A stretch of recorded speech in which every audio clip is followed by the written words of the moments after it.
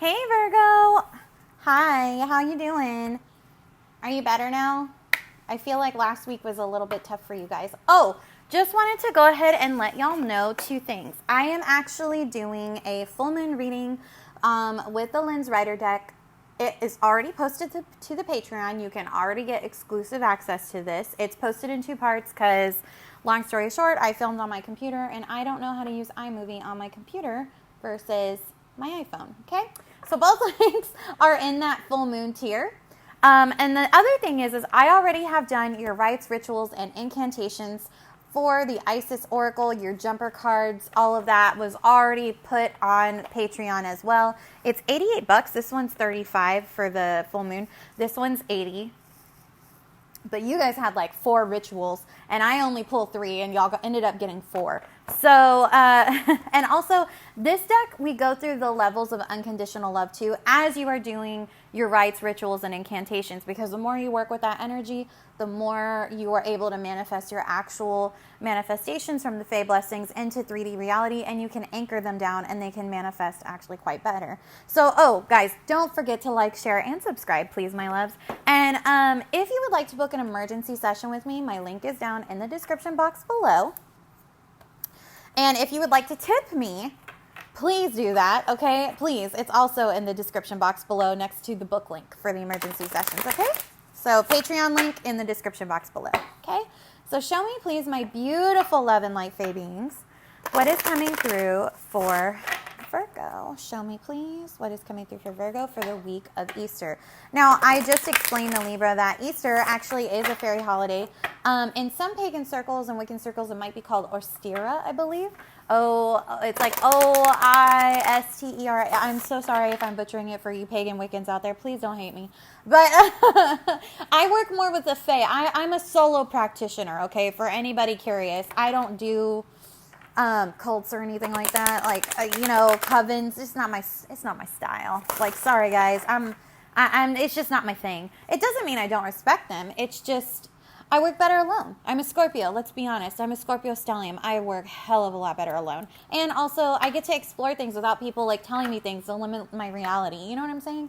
So, for myself. So, just pointing that out. Okay, show me my beautiful Fae energies. What is coming through for Virgo? Show me, please. Clearest of divine guidance. Clearest of divine guidance. Clearest of divine guidance. Oof. 2 cards. Come on. I only did 1 for... Fine. I'll give you 2 this time.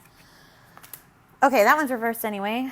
That one's upright. Yes. Okay. I don't know if you guys got this card actually last time. I think, I know I had to redo y'all's reading, and one of them might have had this one, but this is the blessing of movement. This is actually an ending to stagnation. So the Fae are ground bringing this to you to move some type.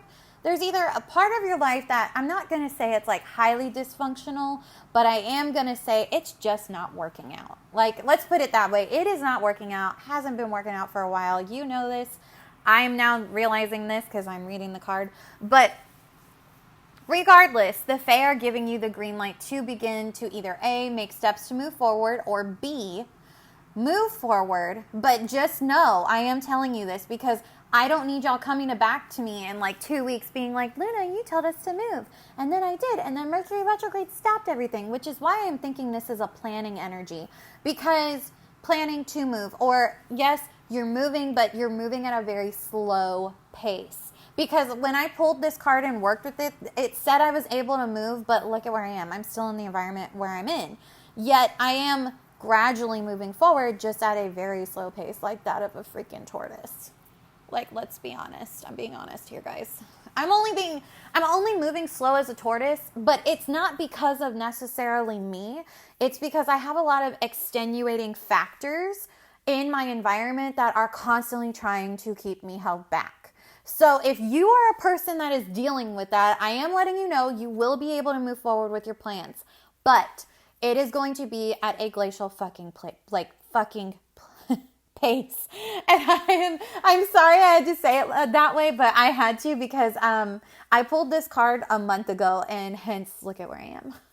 Still, but I am happy though because I am being able to move slowly and surely forward and more forward. It's just Once I'm out of this energy or this environment, it's going to be like day to night. Now, for my people who are able to move very rapidly right now, this is going to go quick. Now, given this is also her on a horse, so, I would say it'll be like at the pace of a car going 60. So I want you guys to be aware of where you're moving to. Because see, if you notice on the card, she's looking like out, I don't know if you guys can see that. Art historically, that's kind of a big deal. Usually like when a figure or something is looking not at you but in a direction, that's telling me, and it's facing east, okay? I actually do work with directional energy, but directional energy can be very different for each culture. So I need you to, depending on your cultural heritage or background, figure out what East represents and then go work with that. And the only reason I say that is because I am a mixture of indigenous, Celtic, Irish, Slavic, Greco-Roman, and apparently on my dad's side, Italian Viking with Cherokee in there. So Cherokee and Apache. So when I say indigenous, I'm talking like a lot of indigenous blood in there. And the Icelandic part is actually, the Viking part is actually Icelandic. So, cool, huh? I know, it's so cool. But I'm pointing this out because in each culture, it might be different for you. And, also I'm getting, if you are doing feng shui, which I don't know why I'm saying this, but if you're doing feng shui, the answer to your problem either lies in the east part of your home or a part of your home that has a room that there's an eastern corner either giving you trouble or needs to be cleared or have the energy enhanced. So I actually do work with feng shui, but I don't advertise that as one of my services. That's a personal preference, but I always recommend it to people. But depending on the East and Eastern movement, either you might be trying to, since this is the card of movement, this is the card, a blessing of movement, you might want to move East. I'm not saying double check it, but look at your opportunities. If you are planning and say, you're not going to move until after Mercury goes direct, I would say that's honestly your best bet to plan a move. If you can't wait or you may be traveling at that time, just know there's a full moon behind here. And oh my God, I just talked about this with Libra. There's a full moon deity in Egyptian mythology who actually is on Moon Night on Disney. They actually brought him in. He actually is in the comics, but he is also a protector, a divine masculine protector, which is the only moon divine masculine energy that I know of that protects travelers at night. So if you will be traveling at night, just know you might want to either ask and invoke that protection, or you can work with St. Christopher. St. Christopher is great for travelers too. He usually does daytime. Nighttime's a little bit different. So I've only worked with him during the day, but you can also ask and invoke an energy that is helping you with movement. If you do hoodoo, I will tell you this, St. Christopher is probably going to be your best bet. With the Fae of Movement. Now the Fae of Movement, like I said, they also move stagnant energy. So if you're not physically moving, okay, Virgo, this is a time where you can ask and invoke the Fae energies of movement to help you break through barriers that are keeping an area of your life stuck. Now, let's say it's career.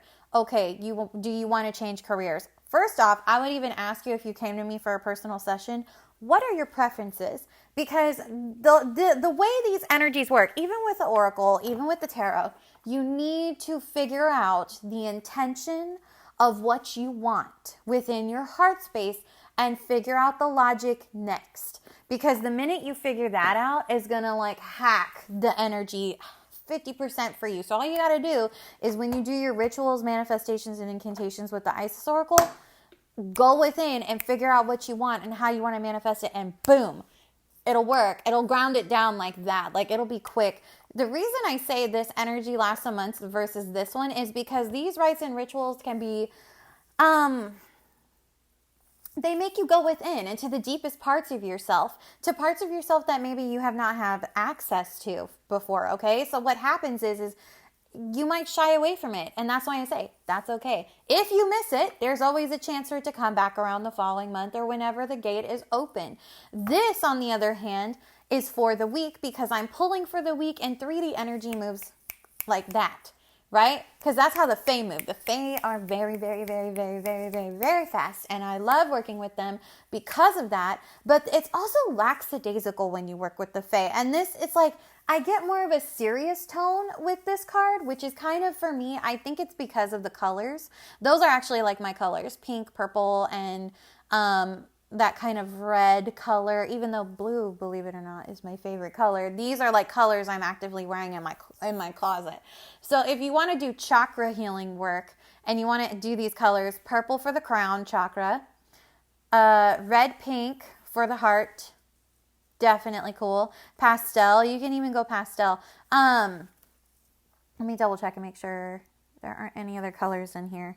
It looks like she's got a little bit of black on her dress. But honestly, and the trees are a little bit black, but I mean, black can sometimes, funny, I'm wearing black. I didn't plan on this, but it actually absorbs negative energy. So if you want to like wear a little bit of black on Saturdays, you can do that. It'll absorb negative energy. Or if you know you're going to be in an environment that is negative, you might want to end up wearing black. Just one, it makes us look slimming, ladies. And two, my favorite thing is it really can take those negative energies and just kind of absorb them.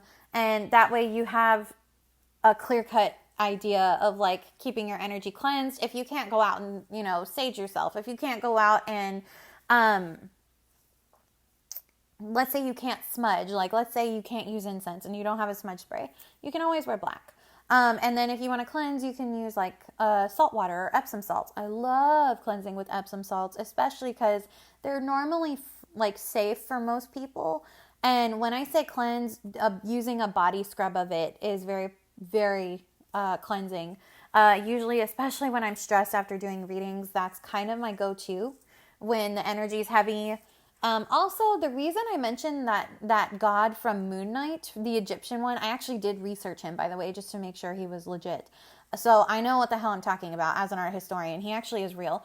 And it's funny because like in art history, we don't see very many depictions of him. We always see depictions of pharaohs and the wife, the queen, and the children, and, you know, hieroglyphs. And, you know, we don't really go into the mythologies of the gods and the goddesses. I had to do that on my own, you know, and you can only tell the different gods and goddesses by like the totems they have on their heads or by the necklaces. And so like apparently this god is sometimes confused with Osiris. Or he is associated with Osiris, but he also is a god who watches people who are evildoers, and he goes after them with a vengeance. But he is a moon god because he is a god of fertility, love, because people in ancient Egypt used to make love at night, and like we all still do and have been doing for a millennia and a half. Is what I like to say, forever, because that's how we exist, right? And he's also a god of bulls. So if you have Taurus in your chart, he's a god. It's so weird because I like looked it up. He's a god of the bull, but and also being like old and young man.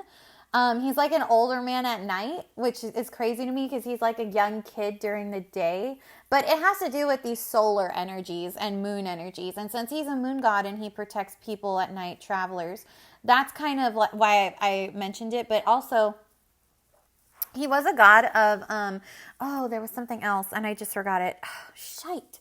I forgot, guys. I'm so sorry. I was just so excited because art historically, like y'all don't understand. When Moon Knight came out, I was like, oh, this is my energy. Like, Libra got the card of liminal space, which if you have Libra in your chart, and you probably do because you're a Virgo and that is your second house where you take comfort, definitely check out that reading because I go into moon energy. But if you don't feel comfortable working with him, you can work with other moon deities like gods and goddesses. They'll know the intention in your heart space though. So just FYI. So like, for example, Artemis, full moon energy. That's what I was going to talk about. Because this is a full moon, this has to do with your second house of Libra and the full moon, which is why I think I'm pulling him. Because that, even though Libra is a feminine sign, the moon is also in a feminine energy. But Libra is all about karmic balance and justice. That's why I was talking about him. That's why. So your second house is kind of being awakened to this. And it's... You guys are one of the signs that, like, I know when y'all are mad. I know it. I hear it whether I want to hear it or not. So I've been around plenty of you to know how when you're mad, just how bad it can be. That's not to say anything bad, but it's like I feel like y'all express yourselves in such anger because one, you have to keep it in, and two, you don't feel vindicated. So whereas this moon deity, he's going to know if someone acted negatively against you, and he's going to vindicate you. So that's kind of cool. Hecate will too. So, but Hecate is different. Hecate works with the realm of the dead, and he works with keeping evil spirits away, like completely. But she is like, it's very different for each deity that is a moon deity because they all have different attributes and they all rule different areas of life. Artemis, for example, goddess of the hunt. She is all about the full moon hunt, which in ancient times, it was a rite and ritual where men would go on an ancient hunt at night on a full moon. That's why in Tristan and Isolde, it was a big deal that they got caught under the full moon because it was during a ritual that was practiced for generations and generations where they would hunt under the moon, and then scandal comes out under the moon.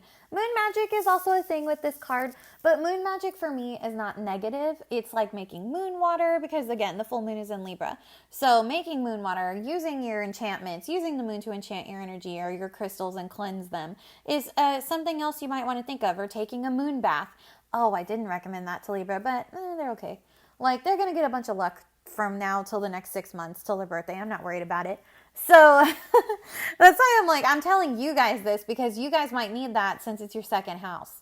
So where you gain your emotional inner security progressionally. Okay? So that's all I have for you, Virgo.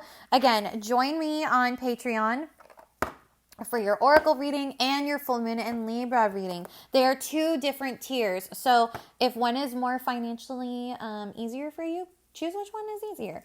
And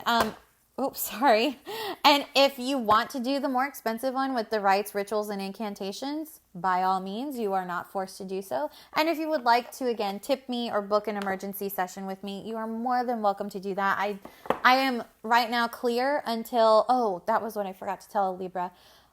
I'll make a post, but I'm basically clear on my schedule to do sessions emergency wise until June the 1st, like right around Memorial Day weekend. I will be off for a 2-week vacation because I have a family member who is getting married.